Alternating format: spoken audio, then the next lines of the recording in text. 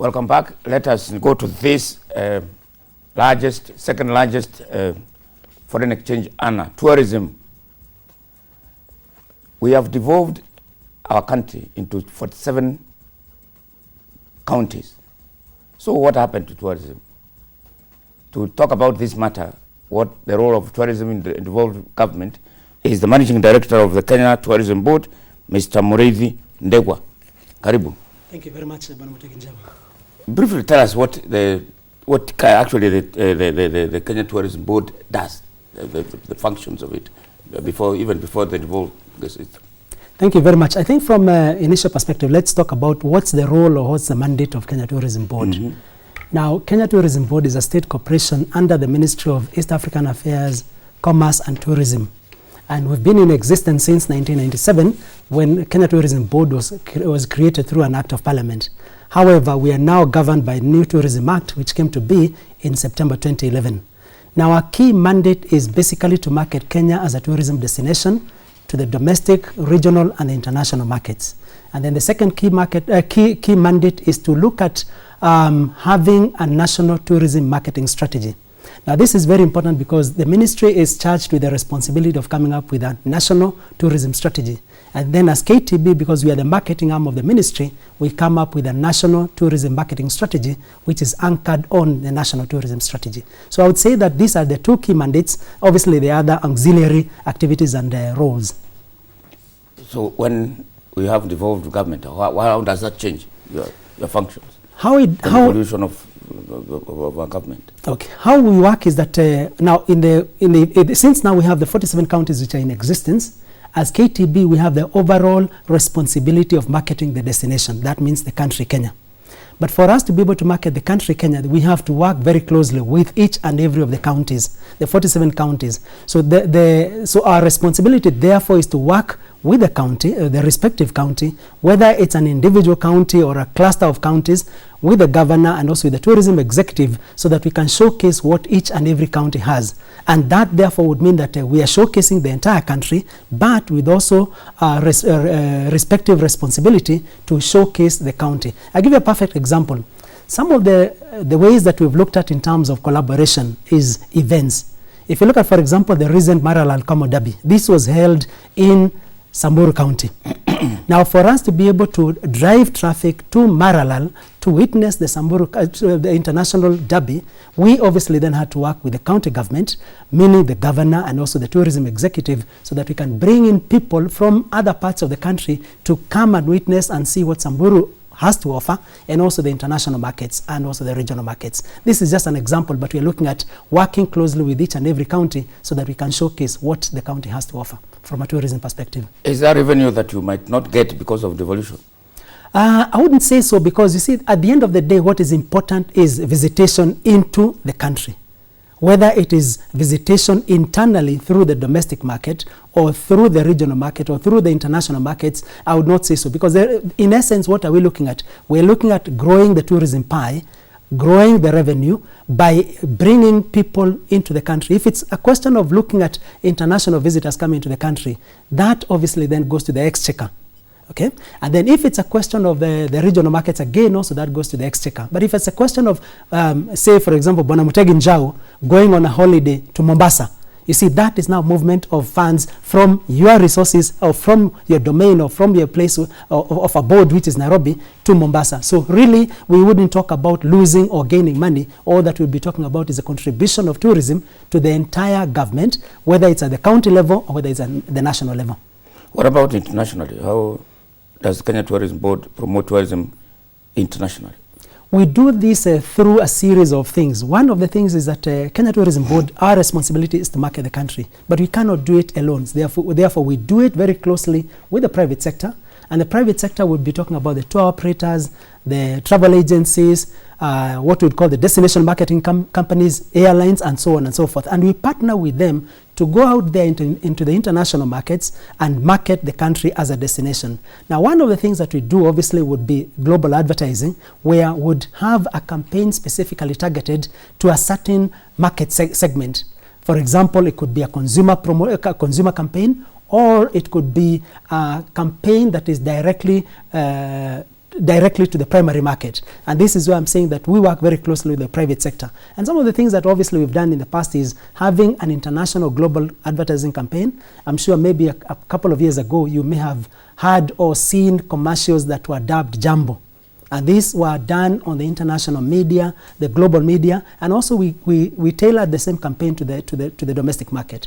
The second thing also that we do is using established channels of communication, like whether it's collateral materials that are being distributed, outdoor advertising, whether it's billboard advertising, or whether it's advertising in the underground train stations, like in UK, like in Germany. And the other thing also that we do is having roadshows. Roadshows is where we get together with the private sector, and then we go and make presentations to a targeted audience, whether it's an audience comprising of the consumers, or it's an audience comprising of the tour operators or the travel agencies, whom we generally call the trade.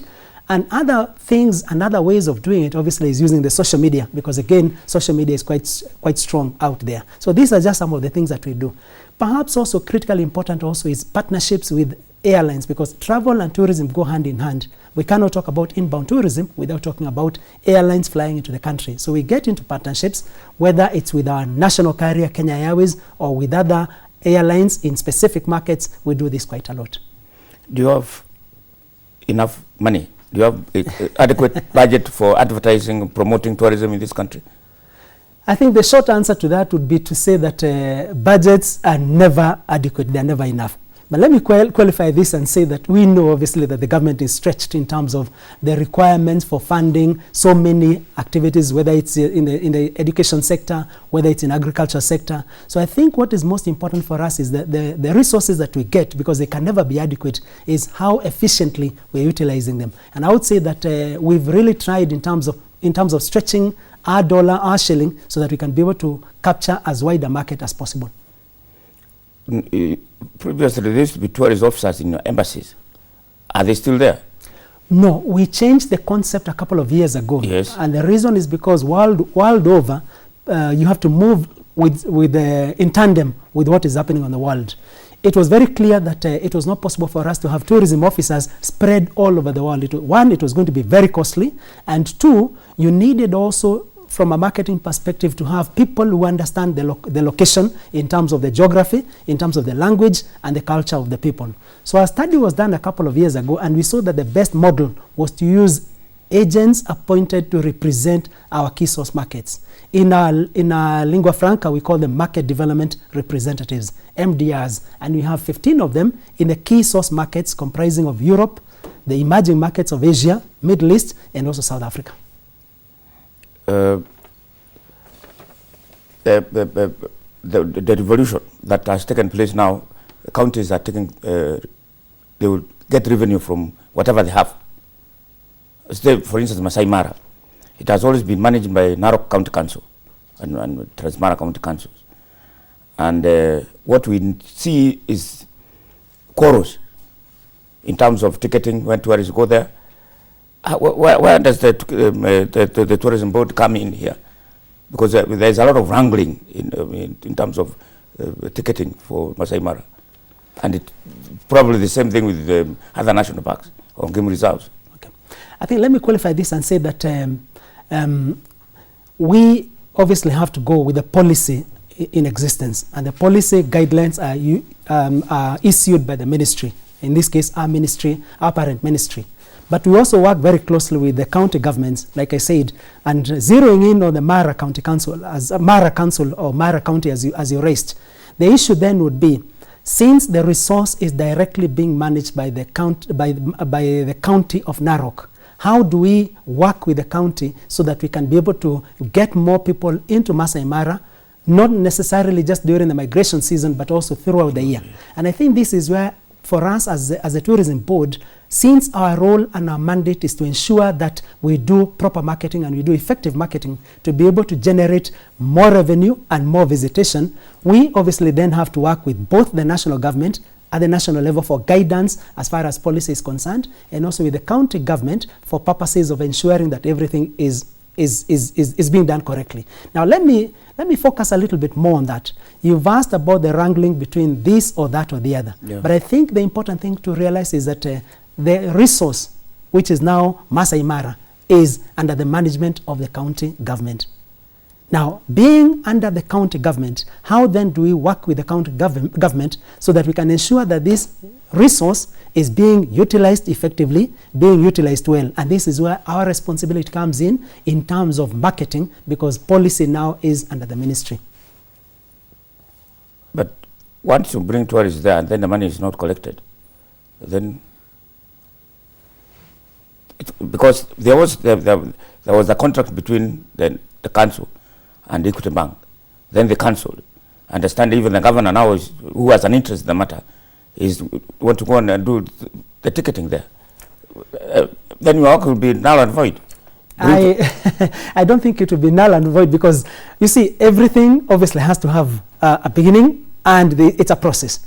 And my understanding is that the county of Narok, they realized, or they said that they wanted to take control of the resource so that they can manage it effectively and perhaps utilize the resources that they are getting so that they can improve the standards within the park and also accessibility to the park. I've been to the Mara in the last couple of months about twice now, and from what I've seen is that there's that general feeling, there's that general energy to get the national park running well, to also get the infrastructure within the park running well. And I do know that I've attended a meeting where the governor was, and he clearly spelled out some of the things that he's going to be doing going forward so that he can ensure that the resource, one, is maintained well, two, there is also sustainability, and three, there is a proper and good experience for the people visiting the park. And I have no doubt in my mind that this is something that the governor will be able to do. What about the maintenance of the resources, like that same national park, or the other one in Kajiado, where there is a lot of development to the extent that the resource is being threatened. How do you help that? Okay, I think in the same token, during that meeting that I was privileged to attend, he also talked about controlling establishments within the park. Yeah. Because one of the things that is also crucial is to ensure that you have enough facilities and not too over-established, so that whoever goes to visit, or the tourists that comes to visit the park, they have a proper experience, they have a good experience without too much overcrowding. And I think it's very clear that the governor clearly also said that he's also going to be looking at the whole aspect of how many establishments would be adequate for the Mara, and then now he can chart a way forward to be able to establish proper mechanisms to ensure that the facilities are adequate. The people running the facilities are also doing it in a sustainable manner, because at the end of the day, this is a jewel. This is an asset that we really have to nurture and take care of. And again, also I have no doubt that the governor will be able to do that. Politics and insecurity and kind of challenge is a big challenge for you on your part. Like when we do politics, or when we do the campaigns, or when there are attacks, terrorist attacks, or general violence in this country.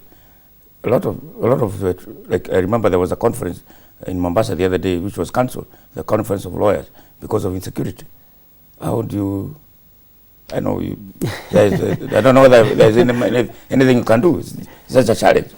I think two things that perhaps we can do, and we actually do in this. You are quite right that whenever there's an insecurity incident, that has a bearing in terms of the visitation, because no tourist wants to go to a country where they feel that their security may be challenged, or where they feel or they hear from the media that this incident or the other has happened. Now, we had the unfortunate incidences that happened sometimes last year, and this resulted in a number of cancellations. This also resulted in a number of people deciding not to come, to wait until to see how the situation unfolds. There's also the electioneering also that resulted in quite a bit of a dip in terms of our performance. But I think to answer the question specifically,